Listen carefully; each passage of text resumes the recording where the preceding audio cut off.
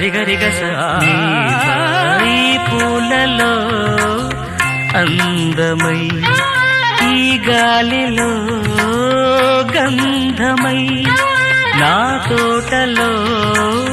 చైత్రమై ఈ బాటనే నడచిరా